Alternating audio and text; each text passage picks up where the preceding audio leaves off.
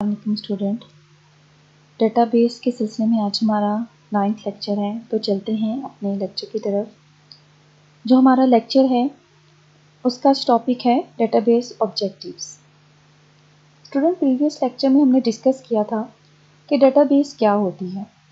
Database को हम use करते हैं अपने रिकॉर्ड्स को और अपनी फाइल्स को अरेंज करने के लिए, ताकि हमें इंफॉर्मेशन कंपैक्ट मैनर में मिल सके। तो स्टूडेंट, आज हम देखते हैं कि डेटाबेस के कौन कौन से ऑब्जेक्टिव्स होते हैं। तो डेटाबेस का एक ऑब्जेक्टिव है डाटा इंटीग्रेशन, सेकंड ऑब्जेक्टिव है data independence and third objective है डाटा इंटीग्रिटी। तो चलते हैं इन ऑब्जेक्टिव्स की डिटेल की तरफ। जी स्टूडेंट, जो सबसे पहला हमारे पास है वो है डाटा इंटीग्रेशन। तो स्टूडेंट, डाटा इंटीग्रेशन का क्या मतलब होता है? डाटा इंटीग्रेशन का मतलब होता है डाटा को मिला देना। The data in a file system store in separate files. जो डाटा है किसी फाइल सिस्टम में वो डिफरेंट फाइल्स में स्टोर होता है। It is very difficult to access data store in separate and independent files. इन डिफरेंट फाइल से डाटा को एक्सेस करना, यानी इन डिफरेंट फाइल से डाटा को हासिल करना बहुत मुश्किल है, क्योंकि ये मल्टीपल सोर्सेस में हमारा डाटा जो है वो पड़ा हुआ होता है। तो इस प्रॉब्लम को सॉल्व कैसे कर रहा है? इस प्रॉब्लम को सॉल्व करना डेटाबेस की रिस्पॉन्सिबिलिटी है। तो इसलिए डेटाबेस का एक जो ऑब्जेक्टिव है वो है data integration. The data in database में be located in different computers. जो डेटाबेस होता है इसमें जो डाटा है वो डिफरेंट कंप्यूटर्स में पड़ा हुआ होता है, डिफरेंट डिवाइसेस में पड़ा होगा। जैसा भी देख रहे हैं, ये डिफरेंट लोकेशन है पे हमारा डाटा पड़ा है। जैसे हम कहते हैं ये ए लोकेशन है, ये बी लोकेशन है, ये सी है, डी है। हमारा डाटा जो है वो डिफरेंट लोकेशन पे पड़ा है, लेकिन डिफरेंट कम्युनिकेशन लिंक्स के थ्रू। और ये जो कम्युनिकेशन लिंक्स हैं ये गाइडेड और अनगाइडेड दोनों हो सकते हैं। तो इन डिफरेंट कम्युनिकेशन लिंक के थ्रू हम अपने डाटा को एक सेंट्रलाइज पोर्शन में इकट्ठा कर लेते हैं, सेंट्रलाइज वे में हम उसको रख देते हैं, जिससे क्या होता है हमारा डाटा इंटीग्रेट होता है और यूज़र को एक यूनिफाइड व्यू जो है वो मिलता है। यानी मल्टीपल सोर्सेस में हमारा डाटा पड़ा है, लेकिन हमें नहीं पता कि हमारा डाटा किधर पड़ा हुआ है, लेकिन हम अपना डाटा सेंट्रलाइज वे से हासिल कर लेते हैं। नेक्स्ट है data integrity. Data integrity means reliability and accuracy. Reliability and accuracy दो इम्पोर्टेंट कॉन्सेप्ट हैं, और आपको मैं ये भी बता दूं कि डाटा इंटीग्रिटी एक ब्यूटी है डेटाबेस की। तो इसलिए ये बहुत इम्पोर्टेंट जो है ऑब्जेक्टिव है डेटाबेस का। तो स्टूडेंट, रिलायबिलिटी का क्या मतलब होता है? रिलायबिलिटी का मतलब होता है कि जब भी हम डाटा को एंटर करें डेटाबेस में तो हमें सेम रिजल्ट ही मिले। ये ना हो कि हम एक दफ़ा डाटा एंटर करें तो हमें कोई और रिजल्ट मिले, हम दूसरी दफ़ा डाटा एंटर करें तो हमें कोई और रिजल्ट मिले। तो इसको हम कहते हैं रिलायबिलिटी। और एक्यूरेसी का ताल्लुक होता है कंप्लीटनेस से और करेक्टनेस से। हमारा जो डाटा है वो करेक्ट होना चाहिए और कंप्लीट होना चाहिए। ये ना हो कि हम गलत डाटा जो है गलत फील्ड में एंटर करें। Integrity rules are design to keep the data consistent and correct. ये जो डाटा इंटीग्रिटी हमें किस तरह मिलेगी? हमें कुछ रूल्स जो हैं वो फॉलो करने पड़ेंगे। इन रूल्स को सामने रखकर हम जो है अपने डाटा को रिलायबल बना सकते हैं और एक्यूरेट जो है बना सकते हैं। तो स्टूडेंट, डाटा जो है हमारा, हमने देखा कि जो डाटा है वो are design to keep data consistent and correct. जो इंटीग्रिटी रूल्स हैं वो हम डिज़ाइन करते हैं ताकि हम अपने डाटा को कंसिस्टेंट और करेक्ट बना सकें। सही कंसिस्टेंट मीन भी कि हमारा डाटा करेक्ट हो। These rules are like a check on the incoming data। जैसे ही हम कोई डाटा डेटाबेस में एंटर करेंगे तो रूल्स जो हैं वो चेक करेंगे कि क्या हम सही डाटा एंटर कर रहे हैं या नहीं। जैसे आप यहाँ पर एक रजिस्ट्रेशन फॉर्म देख रहे हैं और यहाँ पे आपको जो पहला कॉलम नज़र आ रहा है वो है नेम का। आपको पता है जो नेम होते हैं वो हमेशा हम अल्फ़ाबेट में लिखते हैं, लेकिन अगर मैं नेम की जगह यहाँ पर 1 2 3 लिख दूँ तो ये रॉन्ग है। तो यहाँ पर कुछ चेक्स होंगे कि जैसे मैं 1 2 3 एंटर करूँगी तो मुझे एक प्रॉम्प्ट आ जाएगा कि आप गलत डाटा एंटर कर रहे हैं। तो इसलिए ये किस चीज़ को शो कर रहा है कि हमारा डाटा एक्यूरेट है, एक्यूरेट होगा।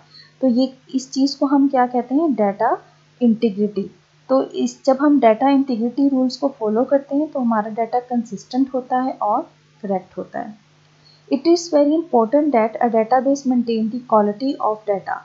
ये बहुत इंपॉर्टेंट है कि हमारे डेटाबेस जो है वो क्वालिटी को मेंटेन रखे, और क्वालिटी का ताल्लुक है इंटीग्रिटी से। यानी कि अगर आपकी डेटाबेस में डाटा करेक्ट नहीं होगा तो आपकी डेटाबेस में एरर्स आएंगे, तो एरर्स की वजह से आपकी जो क्वालिटी है वो ख़राब हो जाएगी। जब अगर हमने डेटाबेस की क्वालिटी को मेंटेन रखना है तो हमें क्या करना पड़ेगा, हमें इंटीग्रिटी को अपनी डेटाबेस में लेकर आना पड़ेगा। DBMS provides several methods to enforce integrity to data in database। जो हमारा डेटाबेस मैनेजमेंट सिस्टम है वो हमें डिफरेंट रूल्स देता है और डिफरेंट कंस्ट्रेंट्स देता है, जिससे हम अपनी एक ऐसी डेटाबेस बना सकते हैं जिसमें इंटीग्रिटी होती है और जिसकी वजह से हमें एक अच्छी क्वालिटी की डेटाबेस मैसर आती है। फॉर एग्जाम्पल यहाँ पे हमने एग्जाम्पल लेते हैं कि for example if employ ID is enter 1 2 3, यानी कि एम्प्लॉय आईडी की फील्ड है और वो हमने 1 2 3 एंटर करनी है, और वही आईडी हम किसी एक और एम्प्लॉय को भी दे दें तो ये सेम हो जाएंगी। स्टूडेंट, मैं इसको एक और तरह से समझाती हूँ। जैसे आपका रोल नंबर 2 है, एक और स्टूडेंट है, उसको भी मैं रोल नंबर 2 दे दूँ, तो इसका मतलब 2 स्टूडेंट्स जो हैं फर्स्ट ईयर के या सेकंड ईयर के, उन दोनों को मैंने रोल नंबर 2 जो है वो दे दिया। तो इससे क्या होगा, इससे एरर आ सकते हैं। तो इसलिए हमें क्या करना पड़ता है, हमें इंटीग्रिटी रूल्स जो हैं अपनी डेटाबेस में लेकर आने पड़ते हैं ताकि इस किस्म के एरर्स ना आ सकें। लास्ट वन जो है वो है हमारे पास डाटा इंडिपेंडेंस। डाटा इंडिपेंडेंस का मतलब होता है कि जो हमारा डाटा है वो डेटाबेस का जो स्ट्रक्चर है वो एप्लीकेशन प्रोग्राम से, और जो एप्लीकेशन प्रोग्राम्स हैं वो डाटा बेस के स्ट्रक्चर से पर डिपेंड ना करते हों। तो database approach provides the facility of data independence. Database जो अप्रोच है वो इस चीज़ की फैसिलिटी देता है कि हम डाटा को इंडिपेंडेंट रख सकें। It means that the data and the application program are separate from the each other। इसका क्या मतलब है कि जो डाटा है और एप्लीकेशन प्रोग्राम्स हैं वो एक दूसरे से सेपरेट हैं। जैसे आप पिक्चर में देख रहे हैं, ये हमारी डाटा पड़ी हुई है, हमें डेटाबेस में चेंज करना पड़ जाता है। फॉर एग्जांपल हमारी ऑर्गेनाइजेशन में कोई चेंज आया है, हमें कोई कॉलम ऐड करना पड़ जाता है, डेटाबेस में कोई रो एंटर करनी पड़ जाती है न्यू। तो अगर हम कोई रो या कोई चीज़ एंटर करेंगे तो इससे हमारे जो एप्लीकेशन प्रोग्राम्स हैं उनको कोई भी वो मुतासर नहीं होंगे। और इसी तरह अगर हमारे एप्लीकेशन प्रोग्राम्स में हमें कोई चेंज करना पड़ता है तो हमारा डाटा जो है, डाटाबेस का जो स्ट्रक्चर है वो मुतासर नहीं होगा। तो इसको हम क्या कहते हैं, इसको हम डाटा इंडिपेंडेंस कहते हैं। The user can change data storage structure and operation without changing the application programme. User जो है वो चेंजिंग कर सकता है स्ट्रक्चर को, ठीक है, डाटा स्टोरेज को या ऑपरेशंस को, without the changing the application programme. यहाँ पे यूज़र का मतलब आप ये समझ लें, जो एडमिनिस्ट्रेटर है वो डेटाबेस के स्ट्रक्चर को, डाटा स्टोरेज को, ऑपरेशंस को चेंज कर सकता है, और without the changing the application program. The user can also modify program without reorganisation of the data. इसी तरह जो एंड यूज़र्स हैं वो भी डेटाबेस को वो अपने एप्लीकेशन प्रोग्राम्स को हम चेंज कर सकते हैं without the modifying the structure of the database. तो इससे हम कह सकते हैं कि हमारा जो डाटा है वो इंडिपेंडेंस है, डाटा इंडिपेंडेंस है। वो किसी पे डाटा जो है वो प्रोग्राम्स पे, एप्लीकेशन प्रोग्राम्स पे, और एप्लीकेशन प्रोग्राम्स जो हैं वो डाटा पे डिपेंड नहीं करते। तो स्टूडेंट, ये थे हमारे 3 ऑब्जेक्टिव्स। डाटा इंटीग्रेशन, जिसमें हमने देखा कि हमें यूनिफाइड फॉर्म में डाटा हासिल हो जाता है। डाटा इंटीग्रिटी, जिसमें हमें एक्यूरेसी और रिलायबिलिटी हासिल होती है और हमें एक ऐसा डेटाबेस मिलता है जिसकी क्वालिटी मेंटेन होती है। And third is data independence, जिसमें जो डाटा है, जो स्ट्रक्चर ऑफ द डाटा है वो डिपेंड नहीं करता एप्लीकेशन प्रोग्राम्स पे, और एप्लीकेशन प्रोग्राम्स जो हैं वो डाटा पे डिपेंड नहीं कर रहे होते। तो ये जब भी हम कोई डेटाबेस डिज़ाइन करेंगे तो उसमें हम इन ऑब्जेक्टिव्स को ज़रूर रखेंगे। तो स्टूडेंट, ये थे हमारे ऑब्जेक्टिव। इंशाल्लाह हम नेक्स्ट लेक्चर पे दोबारा मिलेंगे, जब के लिए अल्लाह हाफ़िज़।